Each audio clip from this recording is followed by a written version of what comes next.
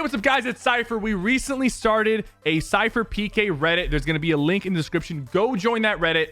I did a AMA on the Reddit where you guys can ask me anything. Today, you're going to see some of those answers. If you enjoy, don't forget to like and subscribe. If you could go back and do anything different in your career, what would it be? So if I could go back and do anything different in my career, I would play more games and take more chances on different games, because when I was streaming, I used to stream games that were not that popular. I was streaming Elder Scrolls Online and, For Honor, and I had a loyal community on those games.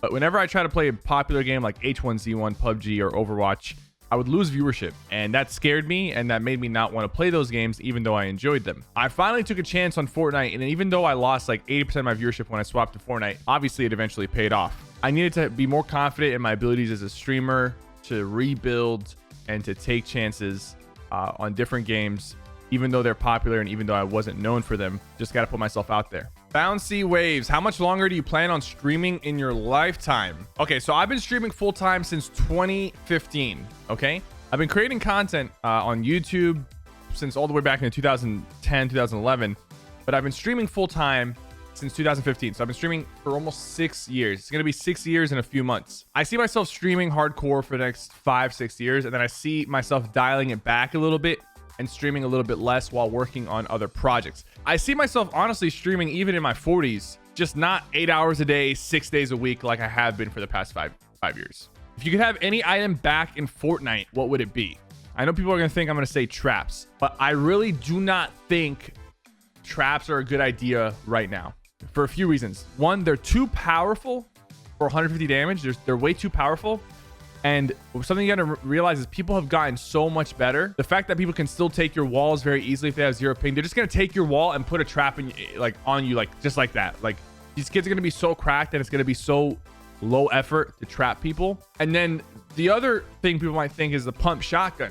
I still think Epic hasn't figured out the situation with shotguns. When the pump is in the game, everybody wants to use the pump. Nobody wants to use the tack, the charge, the lever. When it's not in the game, there is like a variance. Right now, like if you see a gold tack, a gold lever, and gold charge, and you present it to 10 different people, you're probably going to get a mixed answer as to which one they want. If the pump comes back, everyone's just going to go back and default to the pump. In my opinion right now, I kind of want launch pads back. I like the launch pads. They make pubs more mobile. You can kind of fly around the map and move around.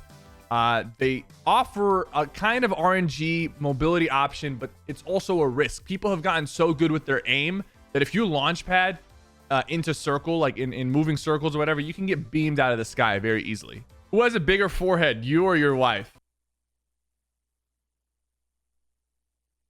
Is my wife still tuned in? She got a big forehead, chat. She just does.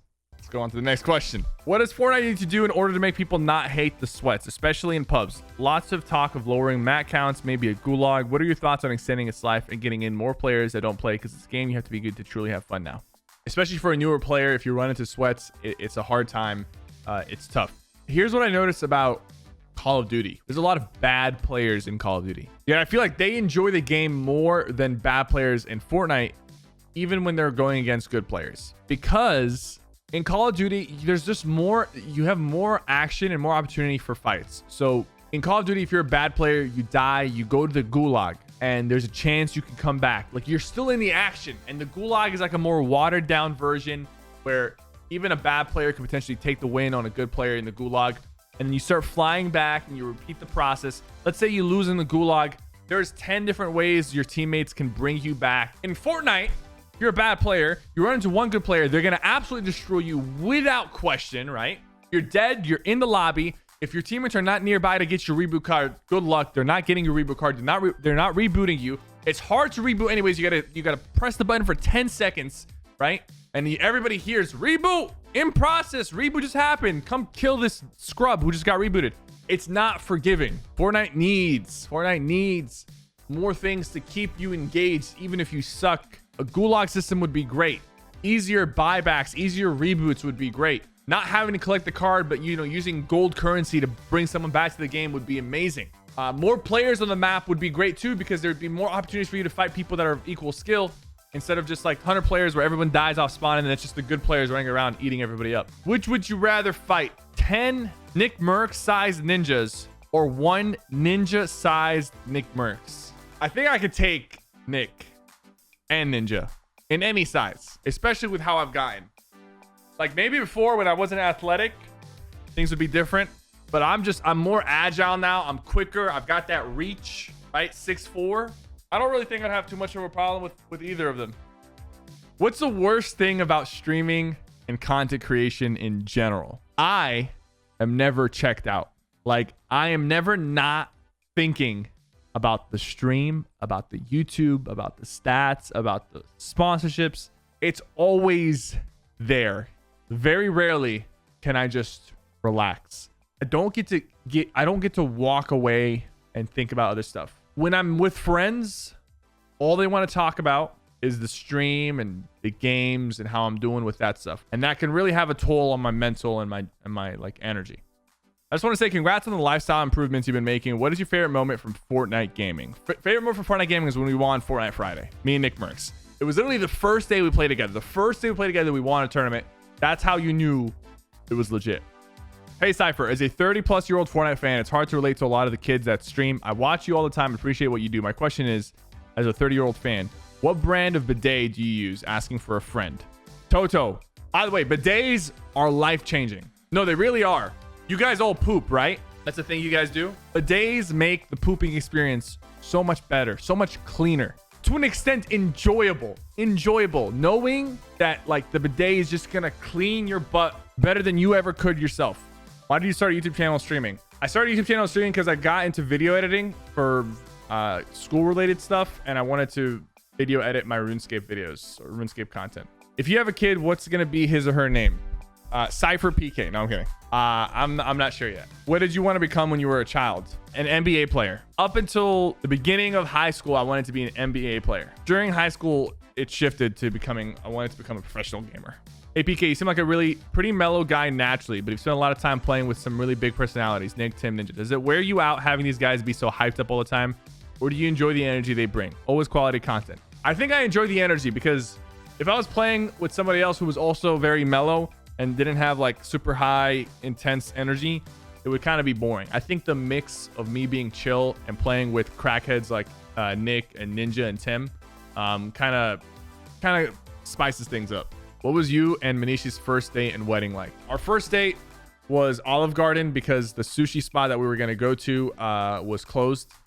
So we went to Olive Garden, had a bunch of food, and felt like crap afterwards. Pretty much took a 2-hour nap after the Olive Garden. And we didn't have a wedding. We had like a little get together with family, and we got married in a courthouse. We didn't drop money on a wedding. And I don't regret it. I don't think she regrets it. We took some pictures. We had some family together, but we didn't do a wedding. Do you think you would ever get a wife as a gamer so early? No. But my wife got me. She's the one who made a move on me, and she was the one. He tells the story of how you and Daniela first met. I was streaming a game called Elder Scrolls Online. One day after stream, I was scrolling through the Elder Scrolls Online directory. I saw her. She was streaming to like 10 viewers, and I went in there and started trolling her. But she knew who I was, so my trolls were not working. And then when I ended up, a few months later, when I ended up moving out of my parents' house and I was in a hotel, and it was a pretty rough time for me because I was trying to pursue streaming full time. My parents didn't support it. She reached out to me and said, you know, if you need somebody to talk to, I'm here. So I added her on Skype, and within a day she was like, listen, I really like you. You know, we can try to make this work. If not, peace. So we try to make it work, and here we are. Do you think people would be a lot worse at the game if Playground Creative was never added? Yes. Playground Creative has allowed players with very little IQ to get really good mechanically. So that's why you see a lot of people who can crank and edit like crazy, but have never placed well in any single tournament, or have never earned money competing in Fortnite, even though their mechanics are god tier. It's because in Playground Creative, you can get in an environment where you can really practice. But in the real game, when you have to make smart decisions, they don't have that experience. Hey, as a small streamer, I would like to ask, what is something you see smaller streamers do that they shouldn't be doing, and what could they do to make it better? Smaller streamers sometimes stream too much and neglect other aspects of their brand. They need to stream a little bit less, still put in the hours, but dedicate time to investing in their other side of themselves. What did your parents say when you told them that gaming, being a content creator was your job? My parents were not supportive of me being a content creator and streamer. Even when I was doing it full time for a couple of years, they still weren't very supportive. With the Fortnite explosion, they finally were like, okay, this is like legit. He's making really good money, so we're just not gonna say anything anymore. We're gonna support it. Booga or Clicks? They're both super talented. They're both super talented. At the end of the day, Booga won World Cup, and there hasn't been a World Cup since. So in my eyes, he's still top dog. But dude, Clicks has won plenty of tournaments, super consistent. They're both super cracked. But in my eyes, like I see Booga as the top competitive player just because he won the World Cup. If there's another World Cup and somebody else wins, you know, then there's some contention. But he's got the ring. He's got the championship, you know? Is there a game that you don't stream that you wish you had more time to play? Every once in a while, I wish I could stream more Elder Scrolls Online because I really do like that game. It's not the most popular game on Twitch, and my audience doesn't really connect with it as much because it's just not the game that blew me up. It's the game I started off with. Same thing with RuneScape. Like, I wish I could play more RuneScape, more Elder Scrolls Online. I wish I could play more MMOs on stream. Hopefully a good MMO comes out that people actually like to watch. I never played World of Warcraft, so I just don't feel like getting into it when it's been around for so long. Why do you think Fortnite added bots to pubs? I remember the lobbies were full of actual players. It's because the player base has gotten so good, they want to be able to protect newer players who just joined the game from just getting completely destroyed. Does pineapple belong on pizza? So here's what I'm going to say. I've never had pineapple on pizza, but I can probably give you an answer that makes sense, okay? Could you enjoy pineapple on pizza? Probably. Some people probably enjoy it. You know, pineapple with some chicken or something. I don't know. Would I enjoy pineapple on pizza? Probably yes. Probably yes. But given the choice of pizza with all the different combinations of pizza out there, would pineapple ever be in my top 5, let alone top 10? No. I'm not saying that pineapple pizza is awful. I'm gonna throw up. Like, I probably eat pineapple pizza and be fine. It's probably, oh, this is kind of good. But why? You know, but why?